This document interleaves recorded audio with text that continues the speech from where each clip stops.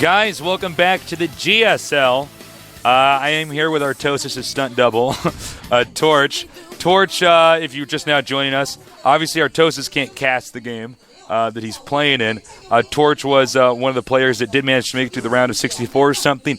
Players like Nazgul Smuffed, Gur could not do. And he's been down here with us at the studio the last few days, so we thought, why the hell not? Let's just have Torch commentate with me rather than having me, talk to myself. I got to keep the seat nice and torchy for that's right. Artosis. You got to keep it nice and warm so when he gets back here.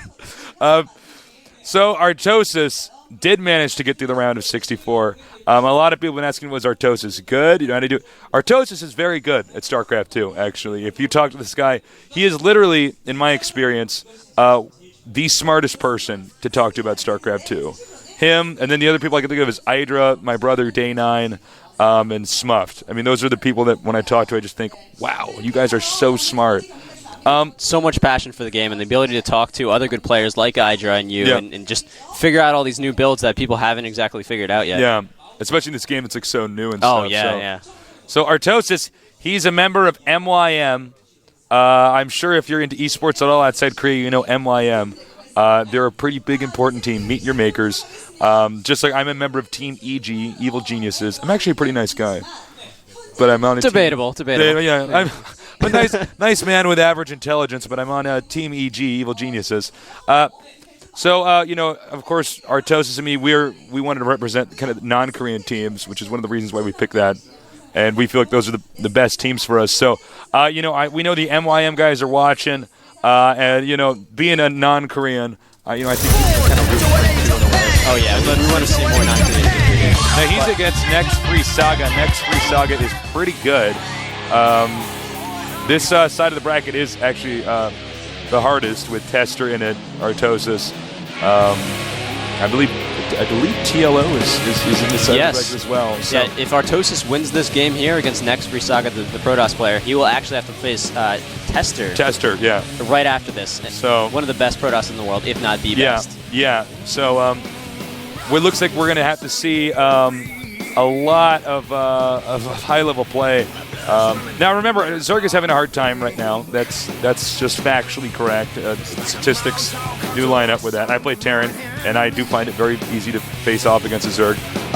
I think Protoss has a little bit of an edge over the Zerg, but not quite the same as Terran. There's just so much stuff that Terran can do to Zerg. Oh, yeah. I mean, it's just like, there's like 10 or 11 different solid builds you can do. Now, with Protoss, the problem is there's a lot of tricks Protoss can do to stop the Zerg from engaging or getting expansions.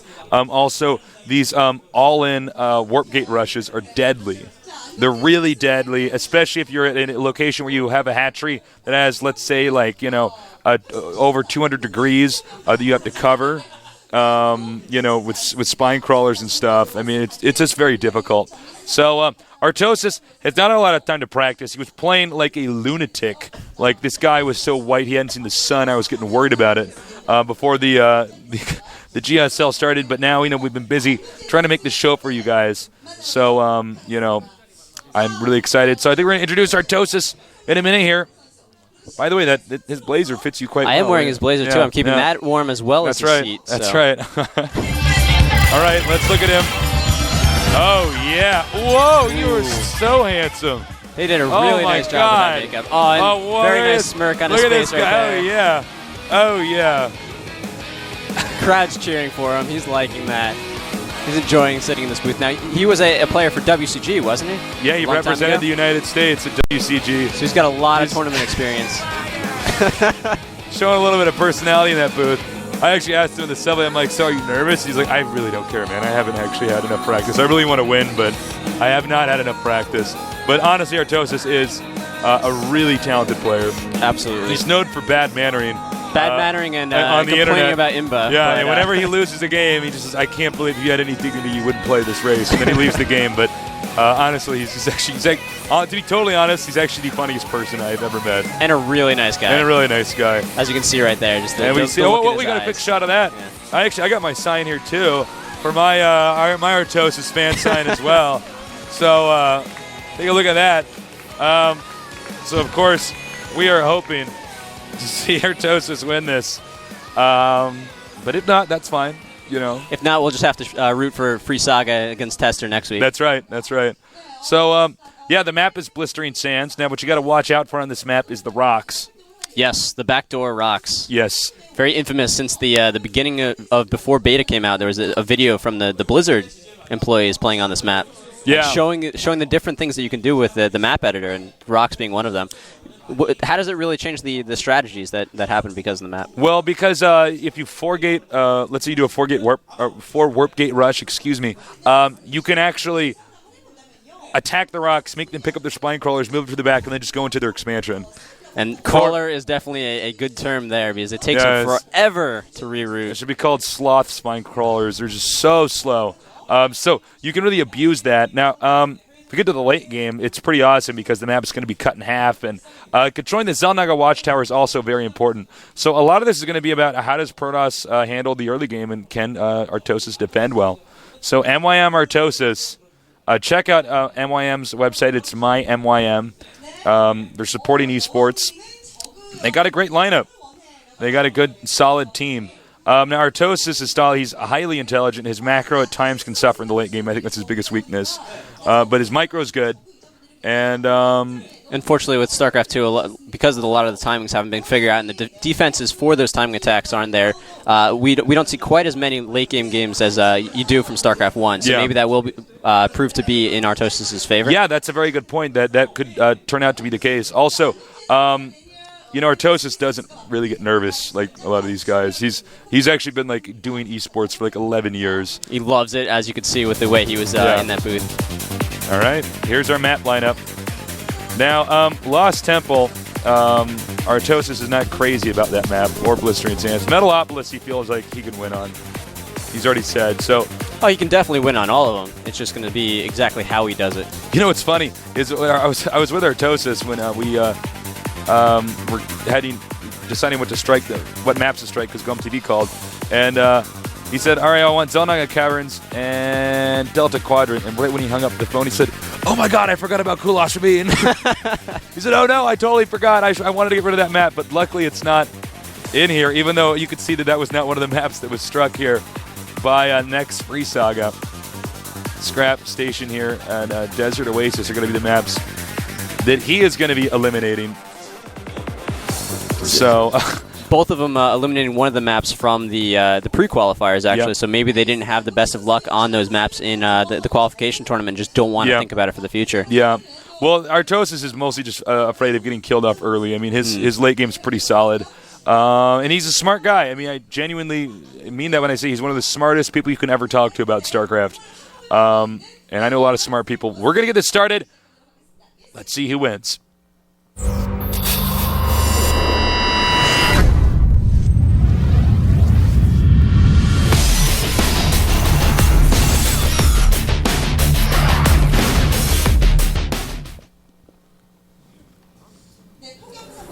All right, my computer didn't crash this time. That's good. Here's Artosis, but first we're going to take a look down here next. Next FreeSaGA. Next FreeSaGA. Sounds like we've got the announcer from Street Fighter 4 before the expansion. Here's Artosis. Artosis. And yeah, right there. I don't know if you guys can hear that at home, but we just got a great cheer for Daniel fighting. And we're also going to be cheering for him as well, although we should be a little bit impartial as casters. No, I don't care. He's got to win this. I want my little nerd mercenary to take him out. But here we see from the Protoss, after this pylon finishes, that's when he's going to chrono boost. Now note, pylon on high ground, not pylon on low ground here. So that means we're not necessarily going to see a fast expo. Of course, fast expo not that good. Because of the destructible rocks here on this map, you get a back door. You also notice that FreeSaGA is building his pylon towards the entrance to his base instead of next to his nexus. Yeah. Is this something you see very commonly in a PvZ to try to prevent turbulence to run by, or is it? It's basically because during the beta, so many people were sending lings and actually just getting up the ramp. That kind of like the solution Terran had in StarCraft 1 is like, well, let's just wall in with my depots. We're seeing that here. With the Protosses, they'll make a gateway here and then a cybernetics core here, And then there's one Zealot can just block in this little area right over here. Here is next FreeSaGA, chasing the drone, even though obviously Artosis does not have the minerals to make an expansion yet. He scouts him. Now, a lot of this game is going to be dictated by if the Protoss decides to, go for an expansion or do some kind of hardcore all-in warp gate. But he is also getting the cybernetics core very early, so he's not doing any sort of heavy Zealot play or a fast expansion with maybe a Forge like you are starting to see a little bit in PvZ. He tickles gas. That's a smart move here. That makes the warp gate much less effective because you don't have as many sentries and stalkers, so you can't be force fielded as much.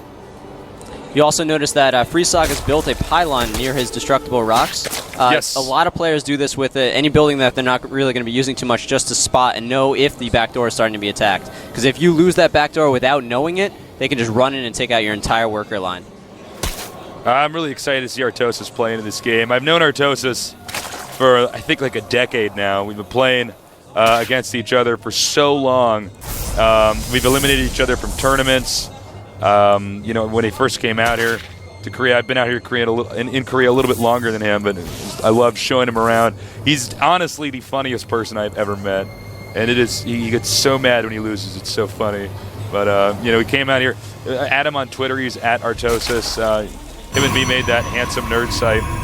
Check that out as well. Clothing for you guys, esports related, and. As you can see, the Handsome Nerd just put down his hatchery, so that's a 22 supplies hatchery? Yeah. Pretty common, but we're seeing common. 3 gates coming out from the Protoss player. Is this going to be a sign of early aggression, or is this a pretty standard play? I think it's going to be a sign of early aggression, but I don't know how effective that aggression is going to be. And to be honest, sorry, I had a light glare on my screen for a second. I couldn't see anything. I don't know why he's not actually attacking this extractor. This kind of stuff makes my brain hurt. All right, see these guys? These are attacking units. This probe should be mining minerals here. I don't know what's going on with that. Well, I believe the issue is he's only got a Sentry and a Zealot out right now, and if you can see, Artosis has the Zergling right outside of he's trying to bait him. Base. So if the Sentry went to attack the extractor, then the Zealot would be there alone and not actually be able to fight against the Zergling. Yeah. However, I think priority-wise, it's much more important to get this, because this one Zergling's not going to kill the gateway. So I think now he realizes it. All right, here we go. We got drones. Artosis droning up. Artosis represented the United States, actually, for Starcraft 1 at WCG. He's a really well-respected player. If you've ever played Starcraft 1, you know who he is. He's trained with everybody. He was a Terran player in Starcraft 1, right? And he right. made the transition over to Zerg in Starcraft 2, much like Hydra. You see a lot of the top players at the early stages of the beta moving to the Zerg race, as it was one of the earlier races to be figured out to a greater extent. So players that have like a lot of mechanical skill saw a huge potential with Zerg. Yeah, that's absolutely right. They picked it based up their mechanical skill. Looks like we're going to see an expansion here, unless I'm mistaken. And he is going to expand. That's an interesting choice. Probably smarter than actually doing a warp gate rush here. Because honestly, is he actually going to attack now? If you notice, Artosis actually does not have much of an army right now. All he's got is those spine crawlers and a queen to defend his base. Yeah. So if FreeSaGA were to go in the back door, as we were talking about before, he might be able to do some significant damage if those spine crawlers can move over to defend quickly enough. Let's see here. He does wall in with his buildings here while he's moving these units around the map. Now is that a full wall in, or is he able to sneak some guys through there? No, I think this is actually tight. Wow. Not just like, oh, damn, that's tight. Like, it's actually like you can't get through there. So he's going to warp gate rush here. Now, remember, he spent a lot of money on this Nexus here and this stuff, so he doesn't quite have... It's not like he's going to go for 5 warp gates. And you can see here, Artosis not going to budge. He's fully aware of the possibility of the rocks being attacked. Are we going to see...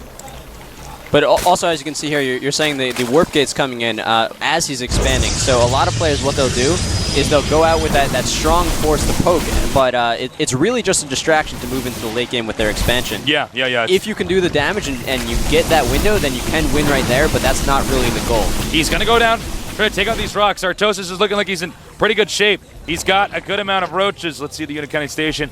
He's got, what, 12 roaches, 16 lings. He does have spine crawlers. He can move queens here to defend.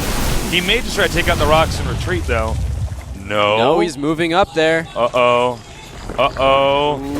This is not good for the Protoss player. Zerg has quite a few units. Oh, I don't know if he should have done that at all. Oh, no! He's going to get... Oh, he's going to lose all those zealots. Oh, my God! Possibly some of the sentries. The Stalkers are getting surrounded by Zerglings. This is not looking good for the Protoss player. Artosis is doing a great job here. It's my little nerd mercenary taking kids out. Okay, he's upgrading. If he can take out this pylon, it's going to be very difficult for the Protoss player to get any reinforcements in, as the only place for him to warp in is actually outside of his own rocks. Yeah, look at this. He actually got to destroy his own rocks to get back inside of his base because he's walled himself out. That's kind of funny. Now Artosis, he did destroy the... Oh, no, he did not destroy the rocks down here. I need to tell them to turn down the light, actually, on my screen. I have such a glare. We got Artosis looking pretty good. He did deflect that attack. Hydras are now out. And a second expansion coming up from Artosis at the bottom expansion.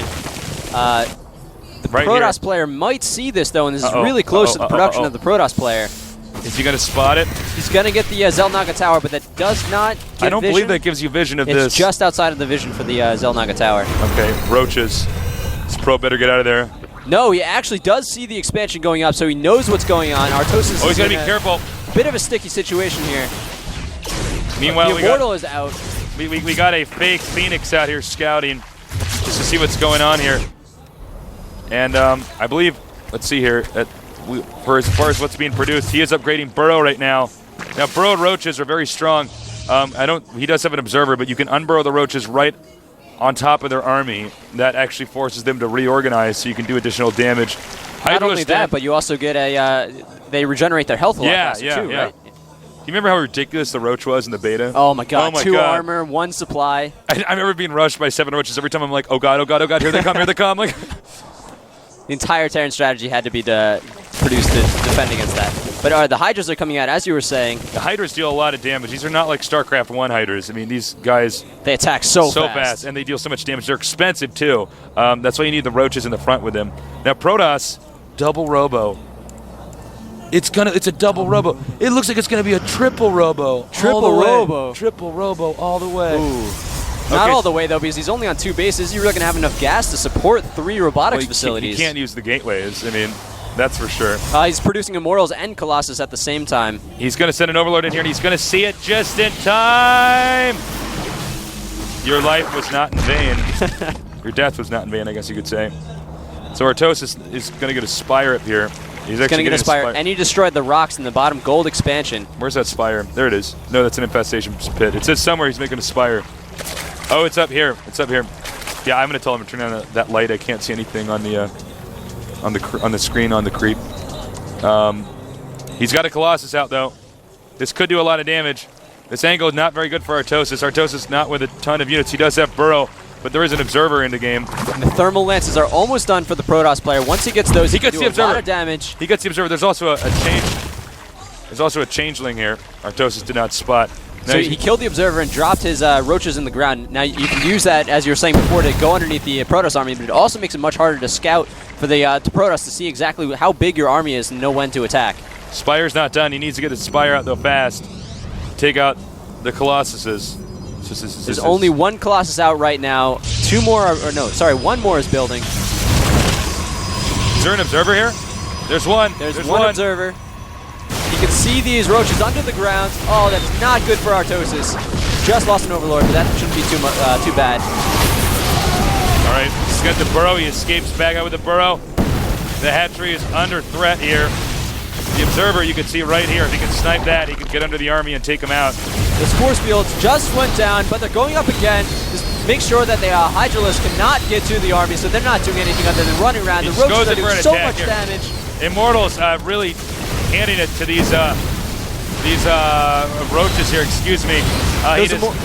Those Immortals with their hardened shields are taking a lot of damage before going down, doing what they need to do. Artosis lost most of his army here. He's going to lose this hatchery. I think he's going to lose this game at this point in time. The Corruptors are out, though. Maybe he could be able to do some damage with them. Yeah, he should have waited for those Corruptors to get out. Because, of course, you know, it's not just those Immortals that are doing all the damage. It's actually the Stalkers, and Sentries, and everything else. And the Colossus specifically. He should have. It almost would have been more worth it to sack the expansion, because he's going to go non-stop Colossus Immortal with some Observer support here. And while Artosis did get up that expansion much earlier and was on a better economy throughout most of the game, he's lost more than half, or more than double the units, and he's forced to GG. Wow, GG. Oh, man. Artosis. Whoa, that guy is like, he's going to need to be breathing in a paper bag in a second. Sponsored by Coke. Coca-Cola, yeah. Well, he's got to be feeling pretty good about that. Artosis, of course, a little bit out of shape here. I got to say, Artosis knew what went wrong there. He shouldn't have attacked. He should have waited for the Corruptors. He should have probably gone for the gold base, actually. And as you can see on his face, he's realizing what he did wrong, and hopefully he's recollecting himself for the second game. The second game being on Lost Temple is a very interesting map with a lot of different places for the Zerg to expand to, but also those cliffs that make the Colossus even stronger. Well, I think the mistake, I can't stop thinking about it. I think the biggest mistake was really, like, why expand to that location that's so close? I mean, you can get there so quickly, you have no way to flank. And it's easy for the Protoss to scout. He just went up to that Xel'Naga tower with one probe and was able to see what was going on. Yeah, I think that was a myopic decision that he had back there. There was no way that's going to pan out well in the late game, because, look, the Protoss walled in his expansion, right? Yep. So he's going to have a very hard time expanding up. And reinforcing. So you can do a lot of counterattack and stuff. So the gold expansion would have been better, but people make mistakes. Good luck, Artosis. I'll bring my sign back up here. But we've also had a lot of comebacks in this tournament so far, so we can definitely continue to cheer for Artosis and see what he's about to do in this second game. Yeah. All right, we're starting this, so get ready. Can Artosis make it?